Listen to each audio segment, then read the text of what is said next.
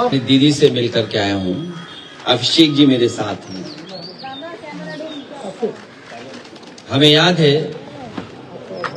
जिस समय निष्पक्ष चुनाव हुआ, दीदी यहाँ की मुख्यमंत्री बनी और आज हम लोगों को सबको मिलकर के जो इलेक्शन में बेईमानी हुई है उसके लिए खड़ा होना पड़ेगा। ईमानदारी से इलेक्शन जब हुआ, इलेक्शन कमीशन ने जब इलेक्शन कराया तो वो जीती। और इस बार जो मल्टी लेयर माफियागिरी हुई है इलेक्शन में, कोई कभी सोच नहीं सकता था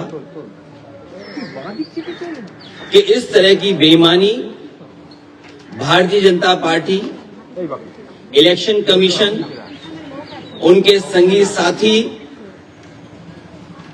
खुफिया लोग, अंडरग्राउंड लोग मिलकर के इस तरह का चुनाव करेंगे। अभी तक तो हम ये सुनते थे कि जो आज बंगाल करता है वो देश कल करता है, लेकिन बीजेपी ने जो उत्तर प्रदेश में किया बेईमानी, वो एक ट्रायल था उनका, और उससे सीख करके पूरा का पूरा चुनाव उन्होंने लूट लिया। सेंट्रल फोर्स हो,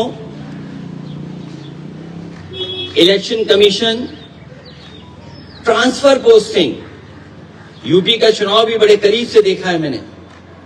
न जाने कितने अधिकारियों की हम शिकायत करते थे, न कभी डीजीपी हटा, न कभी चीफ सेक्रेटरी हटे, न कोई डिस्ट्रिक्ट का अधिकारी हटाया उन्होंने। लेकिन जब बंगाल का चुनाव हुआ, पूरा का पूरा स्ट्रक्चरली उन्होंने अपना बनाया और उनको निर्देश दिए गए कि आपको चुनाव हराना है। आप में से बहुत सारे साथी होंगे, अब तो फोर्स के कई लोगों को 15 दिन की छुट्टी दी है, लीव। इतनी छुट्टी कभी सेंट्रल फोर्स को कभी नहीं मिली। अभी सुना है कि 15 दिन की छुट्टी दी गई है। और जिस तरह का व्यवहार यहां हो रहा है पॉलिटिकल वर्कर के साथ, पार्टी ऑफिस के साथ, हम लोग भी सरकार में आए और सरकार से गए, कभी कभी किसी वर्कर, पॉलिटिकल वर्कर के साथ इस तरह का व्यवहार नहीं हुआ। चाहे हमारे साथी अभिषेक हों, आदरणीय दीदी हों, उनको सिक्योरिटी की थ्रेट हो, जिन्होंने इतनी सेवा की हो लोगों की, आखिरकार किसकी ताकत की वजह से ही कर रहे हैं। और मैं तो वो तस्वीरें दिखाना चाहता हूं जो कभी यूपी में तस्वीरें बनी थी इलेक्शन में। ये शायद तस्वीर आपने सबने देखी होगी, ये तस्वीर तो देखी होगी आपने। इससे ज्यादा भयानक काम यहां हुआ है। अगर बुलेट्स के डरा करके वोट डाला जाएगा तो कौन जीतेगा? आप बुलेट से डरा रहे हैं वोट के लिए, और इलेक्शन कमीशन निष्पक्ष नहीं है, बीजेपी के सारे पे काम कर रहा है। जब बाई इलेक्शन उत्तर प्रदेश का हुआ था, मैं लोकसभा में अपने सभी मेंबर्स को लेकर के, कफन लेकर के गए थे हमारे सांसद, और इसलिए लेके गए थे कि स्पीकर को दे दें जिससे कि इलेक्शन कमीशन तक ये चला जाए, क्योंकि हम लोगों ने कहा कि इलेक्शन कमीशन ही मर गया है। और ये बात हम यूं ही नहीं कहते थे ये तो पहली तस्वीर है।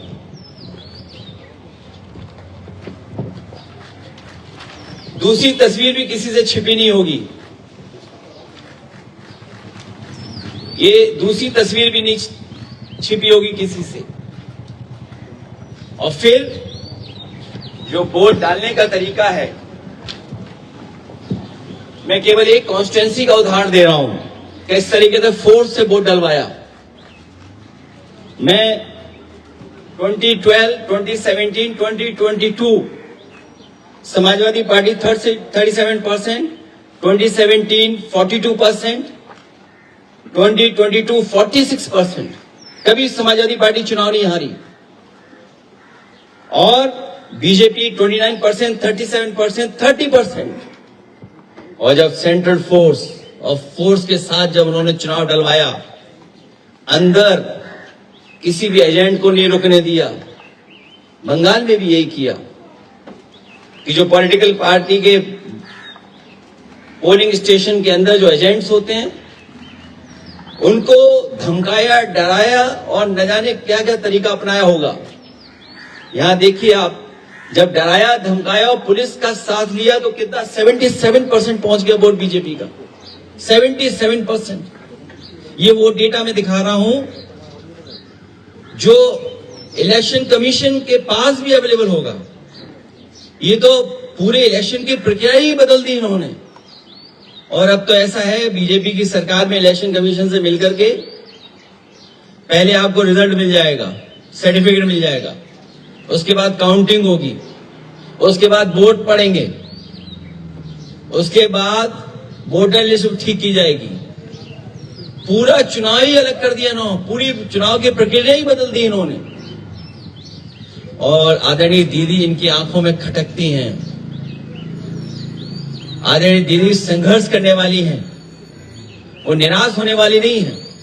बीजेपी की आंखों में इसलिए खटकती हैं क्योंकि वो आदि आबादी का प्रतिनिधित्व करती हैं। और भारतीय जनता पार्टी के लोग जो पुरुषवादी हैं, सामंतवादी हैं, कभी नारी को बढ़ते हुए नहीं देख सकते हैं। इन्होंने नारी को मुख्यमंत्री नहीं बनने दिया। राजस्थान में जो पहले मुख्यमंत्री की दावेदार थी, मुख्यमंत्री रही, और देश में केवल एक मुख्यमंत्री आधी अधूरी बनाई जिनके पास कोई पावर नहीं है। इसलिए हम इस लड़ाई में आदरणीय दीदी के साथ हैं, क्योंकि लोकतंत्र को बचाना है, संविधान को बचाना है। अगर हमारे वोट के अधिकार को ही छीन लेंगे तो फिर क्या लोकतंत्र बचा? इतनी डेमोक्रेसी को किसी ने डिस्ट्रॉय नहीं किया हुआ जितना भारतीय जनता पार्टी ने किया है। और भारतीय जनता पार्टी पावर के लिए, अपनी ताकत के लिए किसी भी सीमा तक जा सकती है, कोई भी कानून नियम तोड़ सकते हैं। और उत्तर प्रदेश में हम लोगों ने बड़े करीब से देखा, वहां पर ये जो करते थे वो यहां पर किया है। अखिलेश जी, आप कह रहे हैं कि इलेक्शन कमीशन बीजेपी के साथ मिलजुल के ये सब किया, लेकिन आप लोग रोकेंगे कैसे सर? हर जगह से आप लोग वोट चोरी का शिकायत तो कर रहे हैं, लेकिन रोकेंगे कैसे? मुझे उम्मीद है कि देश की जनता इसके बाद जाग जाएगी। जो बंगाल में हुआ है, जो बंगाल को सेंट्रल फोर्स से, क्या आप कल्पना कर सकते हैं कि 3 लाख सेंट्रल फोर्स भेजी गई और चिन्हित करके अधिकारियों को पोस्ट किया गया? सुनने में तो यह भी आया कि अधिकारियों को लालच दिया गया है कि चुनाव जिता दो तो हम आपको अच्छा पद देंगे। और आप यकीन करना, देख लेना, आप जो यहां से चुनाव करा करके जा रहे हैं अधिकारी बड़े, कुछ न कुछ लाभ का पद पाएंगे। हम लोगों को उम्मीद है कि हम लोगों को जनता के बीच में जाकर के जगाना पड़ेगा उनको। सर, बीजेपी का कहना है ममता बनर्जी के बाद आप एक आगे, उत्तर प्रदेश में नेक्स्ट ईयर इलेक्शन है, उनका कहना है कि आप एक आगे। हमसे 2 गलतियां हुई, एक बीजेपी को हरा दिया और दूसरा अयोध्या हरा दिया, तो हम तो टारगेट में होंगे ही। ये कोई नई बात नहीं है। और हम तो बहुतों के टारगेट में हैं, एक के टारगेट में नहीं है।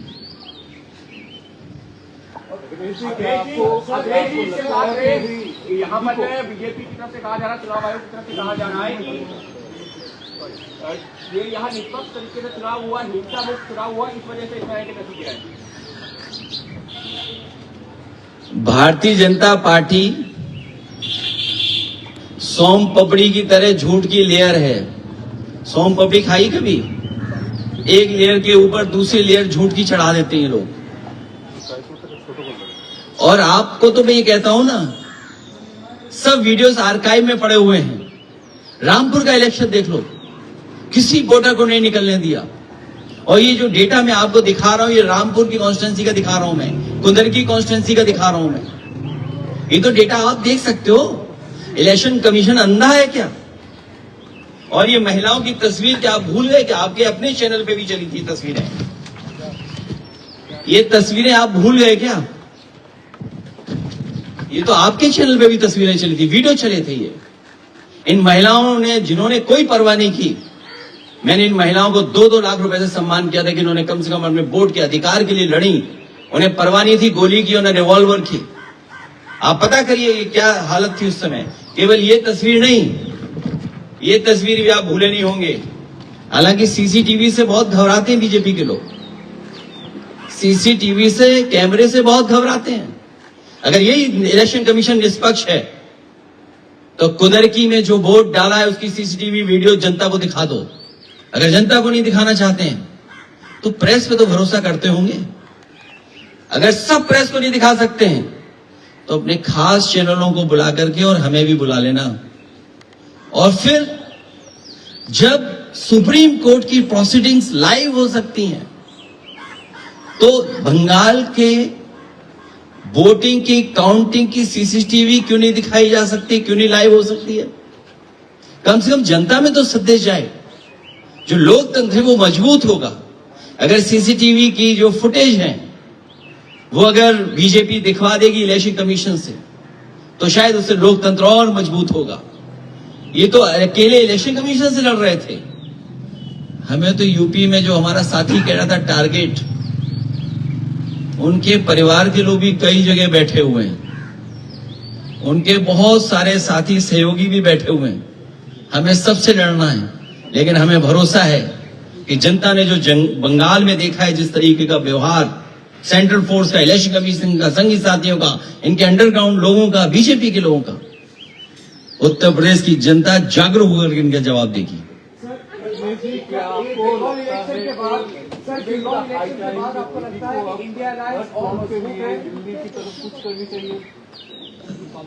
मैं इस समय यही कह सकता हूं कि सभी पॉलिटिकल पार्टीज के नेता हम लोग बैठ करके बात करेंगे। आपको लगता है कि इंडिया अलायंस के सारे जो पार्टीज है वो स्ट्रॉन्गर है, अभी यूनाइटेड है बंगाल इलेक्शन के बाद? कोशिश यही होगी कि सब लोग और साथ मिलकर के काम करें, क्योंकि लोकतंत्र बचाना है, डेमोक्रेसी को बचाना है। ये डेमोक्रेसी को डिस्ट्रॉय करना चाहते हैं, हमारे वोट के अधिकार को ही छीनना चाहते हैं। हालांकि बात यहां की नहीं है, लेकिन यूपी की मैं कह सकता हूं, वो वोट छीन करके आम लोगों के और खासकर पीडीएस समाज के लोगों के अधिकार छीनना चाहते हैं। जब वोट छीनेगा तो सोचिए क्या अधिकार छीनेगा। वो डेटा आपको अवेलेबल है कि किस तरीके से वोट के अधिकार को छीनने से कितनी सीटें हार गए, वो डेटा छिपा नहीं है। और लॉजिकल डिस्क्रिपेंसी के लिए क्या सॉफ्टवेयर इस्तेमाल किया होगा, आखिरकार किसका सॉफ्टवेयर था वो? लॉजिकल डिस्क्रिपेंसी जो हुई है वो किसकी वजह से हुई है? कौन डेटा देख रहा था, कौन सा सॉफ्टवेयर था वो? सर आप लोग पार्लियामेंट में इसको उठाएंगे सर? पार्लियामेंट में तो मैं कफन लेके गया था इलेक्शन कमीशन के लिए। अभी सर बंगाल इलेक्शन बिल्कुल उठाएंगे।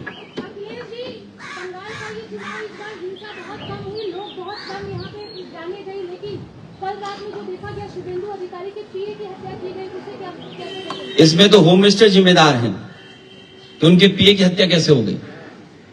ये सवाल मुझसे मत पूछिए, आप ट्विटर हैंडल होगा आपका, आप टैग करिए होम मिनिस्टर साहब को, पूछिए कि हत्या कैसे हो गई।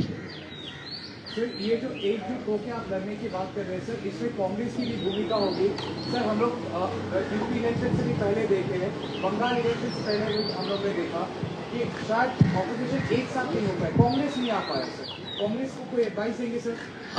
मैं किसी को एडवाइस देने के लिए नहीं आया हूं। मैं लोकतंत्र और जिस तरीके से आदरणीय दीदी को अपमानित किया, उनके कार्यकर्ताओं को वोट नहीं डालने दिया, क्या जिम्मेदारी सेंट्रल फोर्स की है?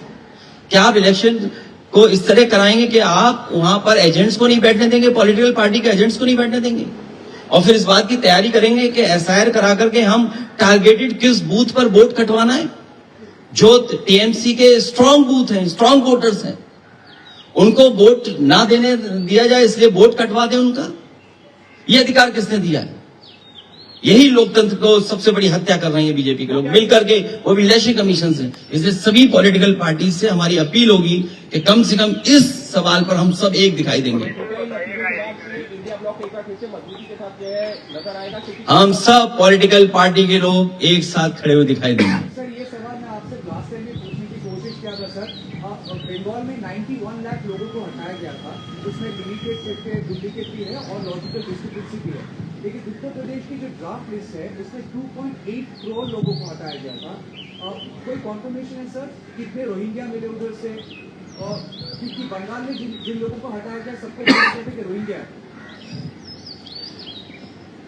जब ये बात आपको पता है तो ये भी पता होगी आपको कि हमारे मुख्यमंत्री जी घबरा गए थे। उन्होंने कहा कि 4 करोड़ वोट हमारे कट गए इसमें। तो क्या मानूं मैं आप, अगर हमारे उत्तर प्रदेश के मुख्यमंत्री ये शिकायत करें इलेक्शन कमीशन को कि 4 करोड़ वोट हमारे कट गए, तो इस सवाल का जवाब तो हमारे उत्तर प्रदेश के मुख्यमंत्री देंगे जिन्होंने कहा कि 4 करोड़ वोट कट गए हमारे। चलिए, बहुत धन्यवाद आपका। बहुत